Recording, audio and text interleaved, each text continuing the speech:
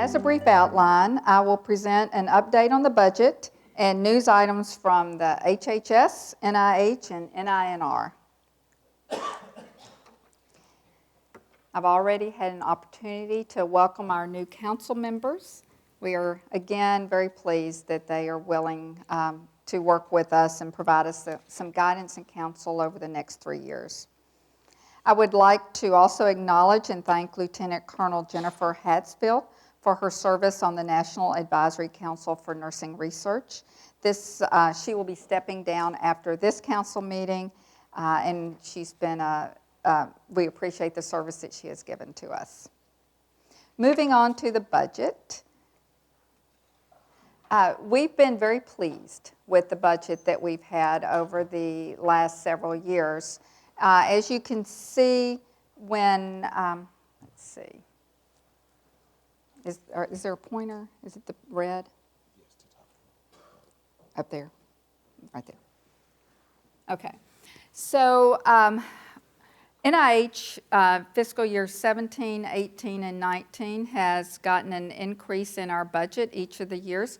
That is a reflection, I would say, of NIH being widely trusted across both aisles, both sides of the Congress, whether it's Republican or Democrats or those others as well. We are frequently pointed out to be an area that people can trust, and this is something that NIH does not take lightly, that we are considered an organization that is doing a good job. Of course, we have over 20,000 employees here, and we are human, so yes, mistakes are made, and there are things that we are really working on to improve at NIH. But as you can see from the budget, we are having support from Congress, because this budget comes to us as the NINR appropriation, and this support actually translates into us being able to fund the good science that we're able to do. So this is very important to us. One of the things that people ask me about is, why is NINR at 3.1% and NIH is at 4.7% in this particular example? Each year when funding comes, Congress has the opportunity to actually target specific programs for extra funding. So examples would be the All of Us program, would be Alzheimer's funding, would be the brain funding. Those are just 3 examples. So there are some of that money goes directly to the Office of the Director of NIH, and others of it would be seen in some of the institute's funding. We're pleased to have the 3.1% and look forward to continuing, hopefully, in that same manner. The House of Representatives has right now suggested a $2 billion increase to NIH. Right now, the Senate is also considering what they're wanting to recommend through theirs, and then there will still be negotiations. But at this point in time, we don't know where we will be. Our fiscal year, just to remind you, ends at the end of September. So October 1st is when the new budget comes into effect for 2020. So that would be the fiscal year 2020. This is showing how we use our funds here at NINR. This was based on our fiscal year 2018 obligations.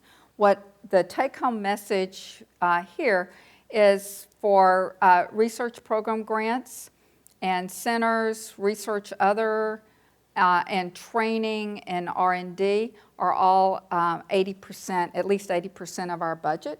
So the point is that 80% of our budget goes back out to fund the science that y'all are supporting by coming to these meetings and being a part of these decisions. We also have 8% of our funds that go to fund the intramural research program that is highly active here in NINR, and we're very proud of that. So a typical amount for intramural funding is usually around 10%, so we're a little bit on the low side for the other institutes.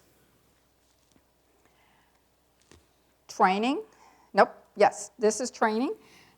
We do like to point out that NINR has quite a commitment to training, and this shows us that NINR, which is in blue here, and it's compared to all the other institutes, has the highest percentage of funding for training than any other institute other than one, which is NIGMS, which is there to provide a lot of training funds. That's one of their primary purposes. We believe that it's extremely important for us to continue to build the pipeline and to support young trainees and pre-docs and postdocs. And so we do spend a fair amount on our training program and are proud of the scientists that are being promoted through that. You can see the national NIH average is 2.4%. So, Department of Health and Human Services news. Dr. Norm Sharples, who actually came from North Carolina. So he came and was our NCI director for a little over a year, I believe, and then has taken a job as the acting commissioner of the Food and Drug Administration. So right now, Dr. Doug Lowery is the acting NCI director. We also have a new director for the National Institute on Deafness and Other Communication Disorders. This is Dr. Deborah Tusi, and she is from Duke University, where she co-founded the Duke Hearing Center. Noni Berns has just recently been selected as the director for the Center for Scientific Review. Most of y'all probably know this, but all of the grants that come into NIH and actually CDC and some other organizations as well go through the Center for Scientific Review for peer review. So while NINR does conduct some peer reviews, it's really the training and some special ones that we do. The vast majority are done through the Center for Scientific Review. So she has recently been named as the director, and we do work very closely with that organization.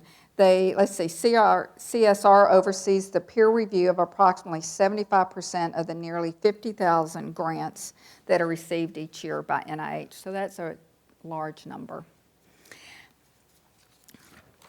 We have established, NIH has established a permanent HEAL office. This is the Helping to End Addiction Long-Term office. This is the office that will be coordinating a lot of the opioid funding that we are in charge of and have FOAs out on that now.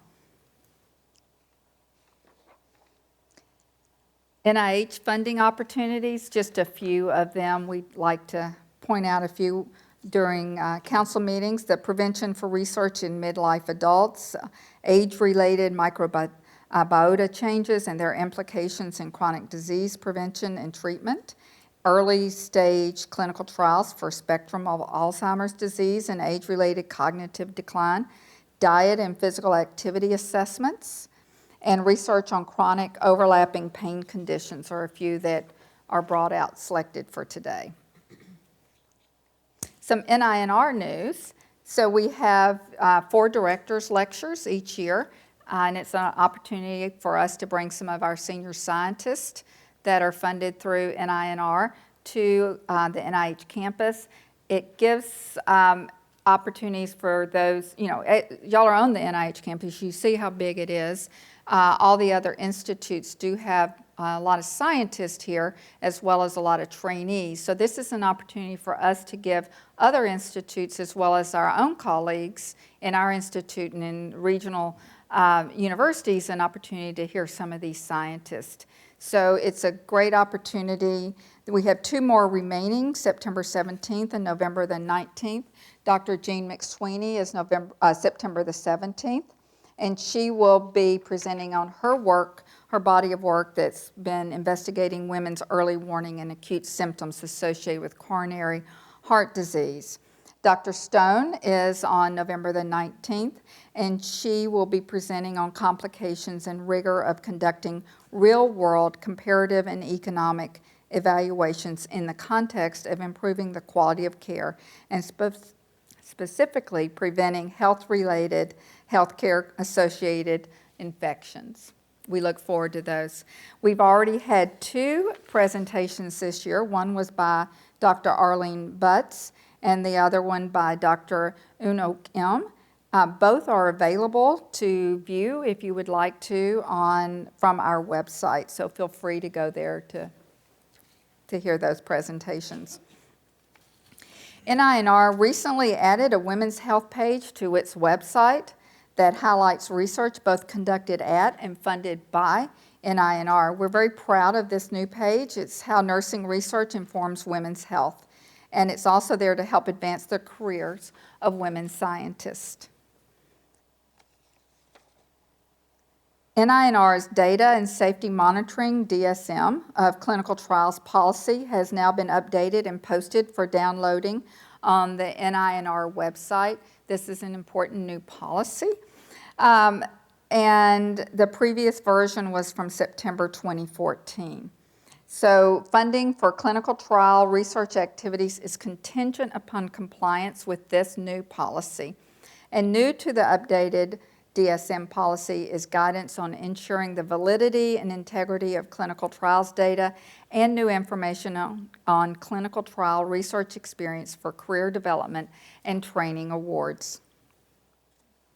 We are pleased that the 2018 National Nursing Research Roundtable meeting is the focus of a series of papers published in the January issue of the Journal of Nursing Scholarship. As you all know, we do have the National Nursing Research Roundtable meeting annually, and it's our goal is to each year to publish papers coming from that meeting because the topics are always pertinent to what is going on in the field of our nursing science. For example, this year's was held on March the 7th and 8th of 2019, and it dealt with the value and importance of PhD research scientists to health outcomes. So it was looking at building the pipeline of the PhDs in science. This year we held a K Scholars Awardees meeting. It was attended. Our NINR K awardees attended the NIAID Research Career K Development Workshop. The NIAID hosted the workshop, which was supported in part by NINR, to allow for the exchange of information to help inform and propel K participants into independent research careers. So this was an opportunity to transition get information that will help them transition from the K award to an R award. Scholars also participated in workshop discussions, breakout, and poster sessions, and got to interview and talk with program officers who also attended. I am excited to announce that on June the 27th, the NINR's Division of Intramural Research will host a scientific symposium at the NIH campus to mark the launch of the NINR-led Symptom Science Center, a trans-NIH resource for the scientific community. The event will feature a keynote address from NIH Deputy Director for Intramural Research, Dr. Michael Gottesman, as well as an introduction to the Symptom Science Center and scientific panels on cancer-related symptoms, patient-reported outcomes in symptom science at the NIH Clinical Center, and symptom clusters in concussions. There will also be a poster session to highlight the innovative research conducted by these scientists. A link to the registration page can be found on the NINR event page. As NINR Acting Director, I was featured on a recent episode of the radio show called All About Nursing. It's produced by Dr. Joyce Batchelor, and it's on the iHeartRadio station. The show explored the many different working environments available for nurses, including clinical practice, research, and academia. So in my hour-long episode, I was able to discuss the journey of becoming a nurse scientist, offering personal advice for listeners who want a career in research, and also an opportunity to discuss NINR and NINR-supported research. It was actually a lot of fun. It was kind of weird, but it was fun. It was at 8 at night. I mean, that's really late to talk for an hour. But it was good. So NINR, let's see. I also had the opportunity to testify at the Future of Nursing 2020-2030 meeting. This is a really big thing. As most of y'all know, the 2020, the Future of Nursing 2020 has had a big impact on the education and the discipline and the profession of nursing. So they are now doing a Future of Nursing 2030.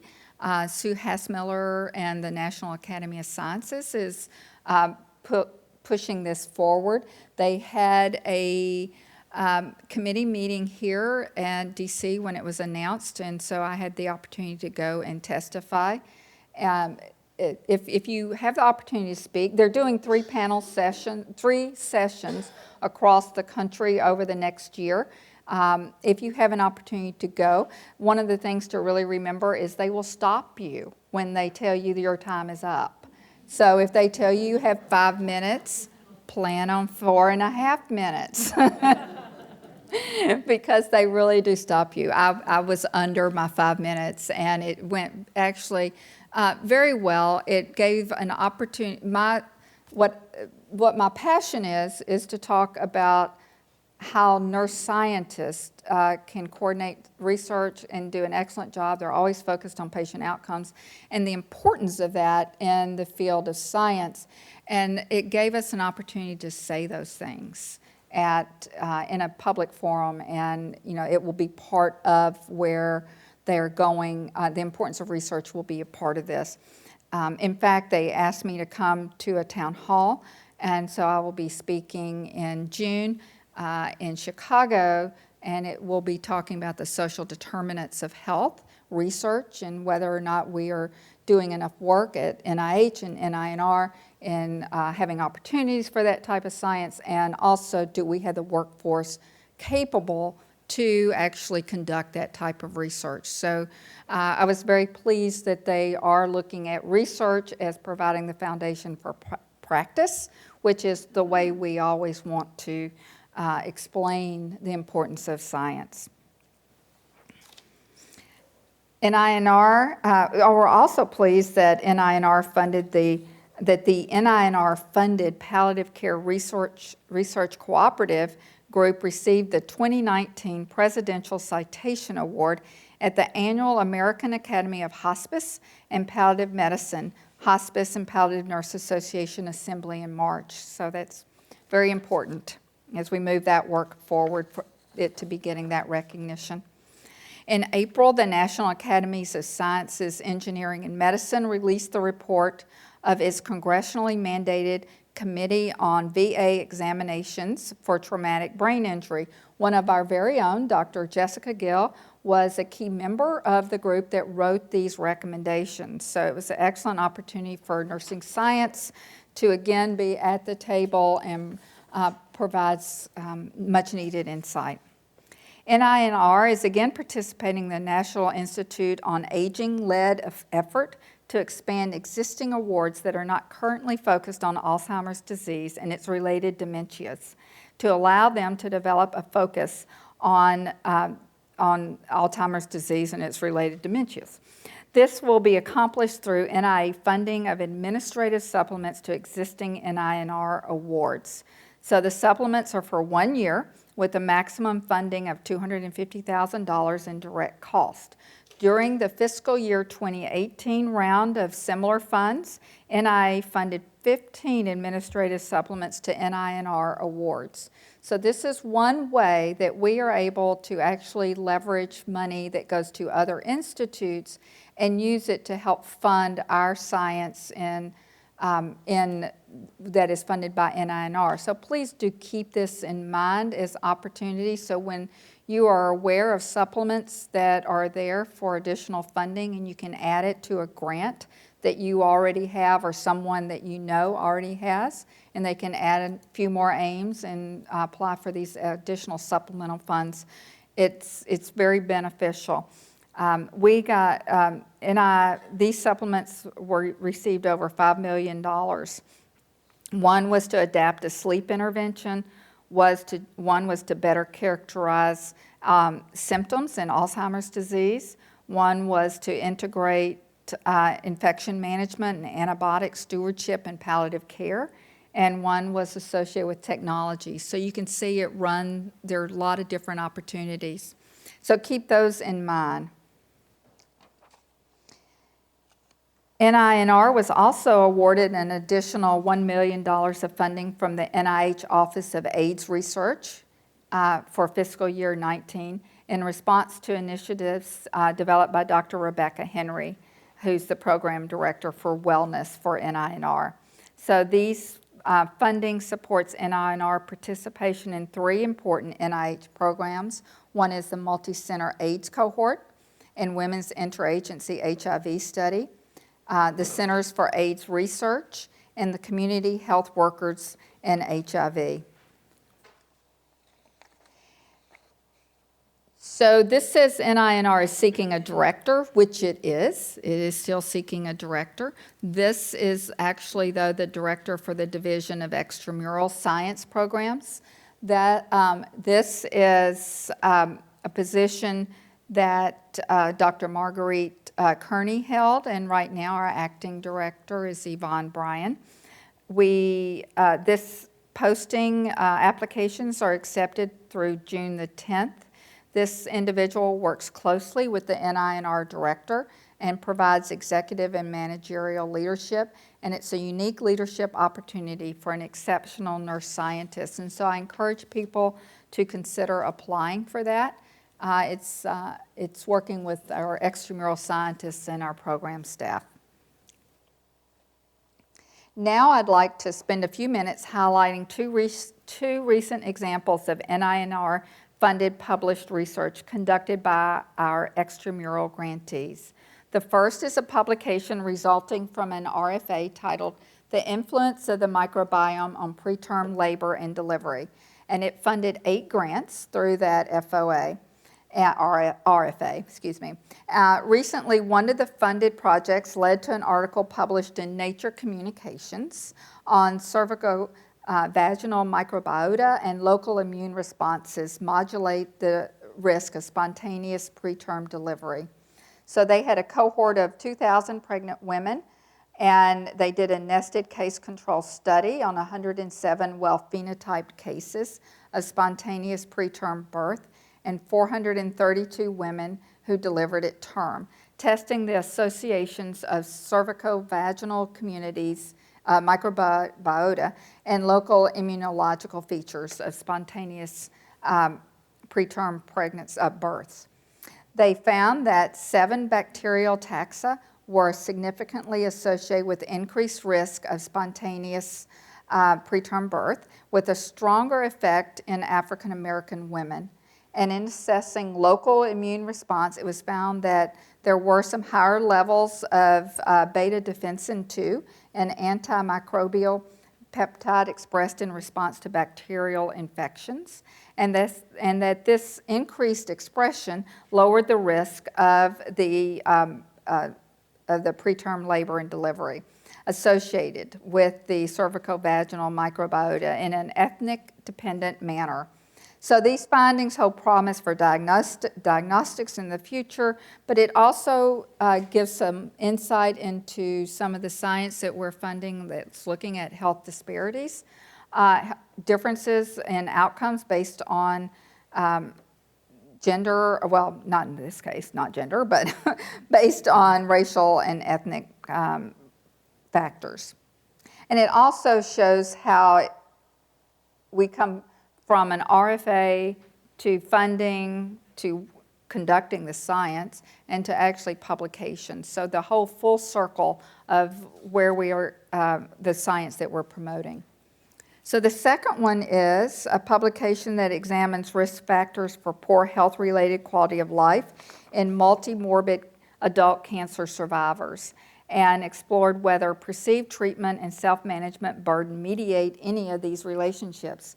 The investigators assessed demographic, psychosocial, and healthcare-related factors, along with perceived treatment burden and general health-related quality of life in multi-morbid cancer survivors at baseline and at 6 months, and found that factors including having more diagnoses, seeing more physicians in the past 6 months, having a mental health diagnosis, not having a set routine for one's self-management, low health literacy, low self-efficacy, and low social support at both baseline and at 6 months all correlate with worse health-related quality of life outcomes. So this goes to show that standardized assessment of these factors could assist healthcare teams by alerting them of survivors in need of additional support and or intervention, and could inform a more personalized treatment approach. Some selected NINR funding opportunities include maternal nutrition and pre-pregnancy obesity and effects on mothers, infants, and children, telomeres in wellness and disease, a biobehavioral approach, strategies to provide culturally tailored palliative and end-of-life care for seriously ill American Indian and Alaska Native individuals, end-of-life and palliative care approaches to advance signs and symptoms, and addressing caregiver symptoms through technological tools. Moving on to training. As I said, that's an important mission that we have. So NINR is pleased to offer our Summer Genetics Institute again this summer. It will be held from June 3rd through the 28th. The application period is now closed. Just as a reminder, we've been doing this for 19 years, and it's an intensive 4-week, 8-credit-hour graduate level program in genetics. It includes classroom as well as laboratory skills. Since the inaugural class, over 400 Summer Genetic Institute graduates are making a difference in communities across the country, building programs of nursing research in genetics and disseminating the results of genetics-related research.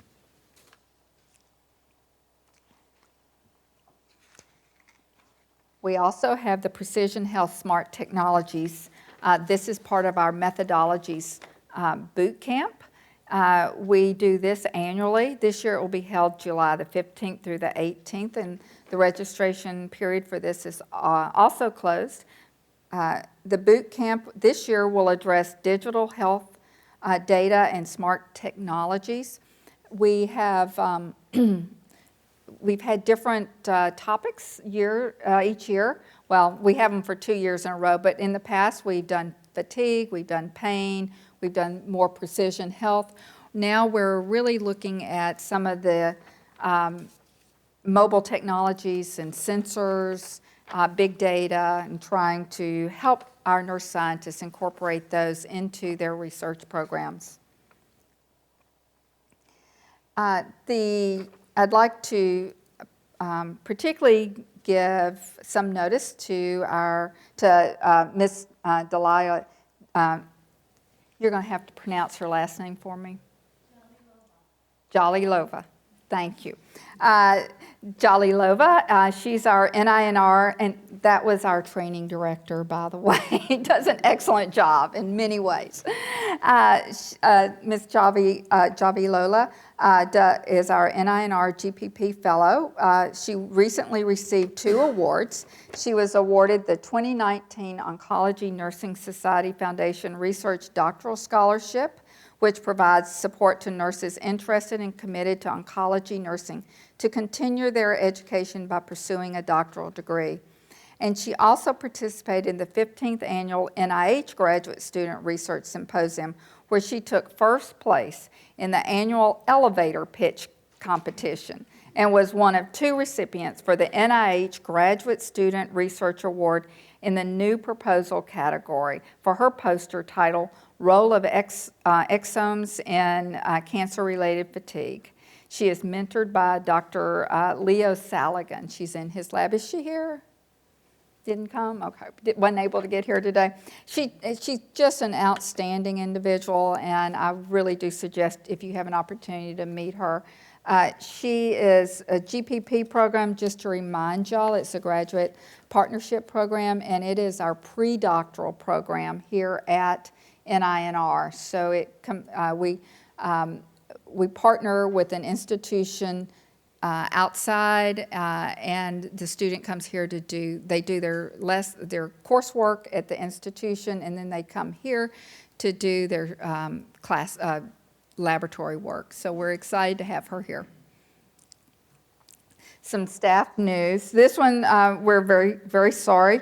Dr. Nicholas Furry, he was a very successful, long-time member of the NINR's Intramural Research Program, and he died suddenly in February.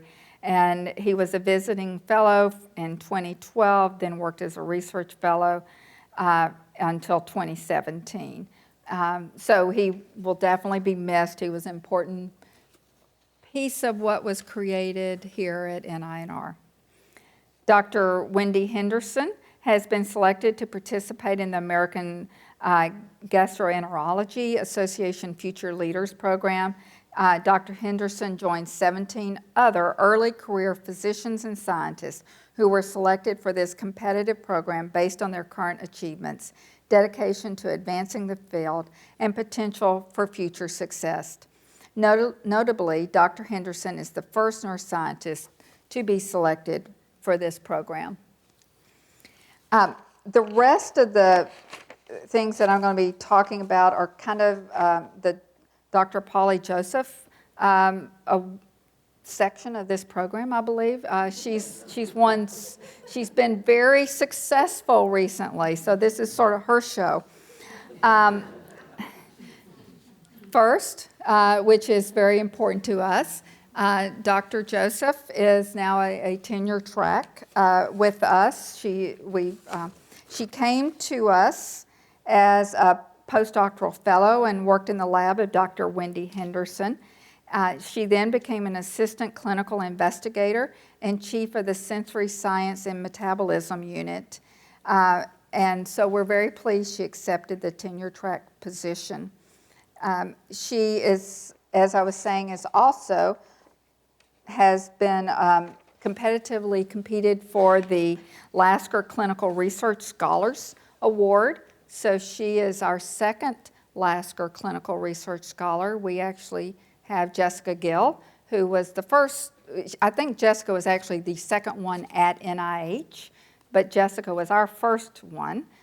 It's a very prestigious award to obtain here. It's very competitive. And the clinical research scholar, you actually have an opportunity to be at NIH for 5 to 7 years, at which point you can leave NIH and go to an institution of your choice, and you have R01 funding for at least 3 years when you leave. So once you are awarded, you get the whole package. So Polly has that whole package at this point in time, and we're glad that she's with us conducting her science. She's also had the opportunity, the recognition to become part of the Distinguished Scholars Program. So she is part of the first cohort of the Distinguished Scholars, and that is a program that was launched within the last couple of years, which facilitates the hiring and career progression of tenure-track investigators who have demonstrated a commitment to promoting diversity and inclusion in the biomedical research workforce. So we basically are very proud of Polly and feel like she is going to make quite a success here at NIH, and we're pleased that she's part of our group.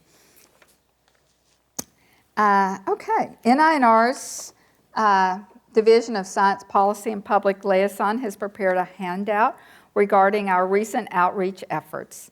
The handout has been provided to council members, and copies are also available on the table at the door. Thank you. Do y'all have, so I guess I should have said, it wasn't in my notes, but we are still progressing on looking for a director for the Institute. It's going as planned, so everything's on schedule. Again, it takes at least a year So the earliest I would expect to have anyone would be in the fall. So just keep that in mind, that everything's going the way that it normally does here. And as I continue to tell people, Dr. Collins, it makes wonderful choices for institute directors, and so I think that we are in good hands because it is totally under his purview as to who would be the next institute director. We at NINR we don't interview them. They do not interview, the candidates do not interview us, do not meet with us. So it is a blind process for those of us at NINR. But the candidates do interview with other institute directors, so it's more on that level and with Dr. Collins. So I did want to just give you an update on that.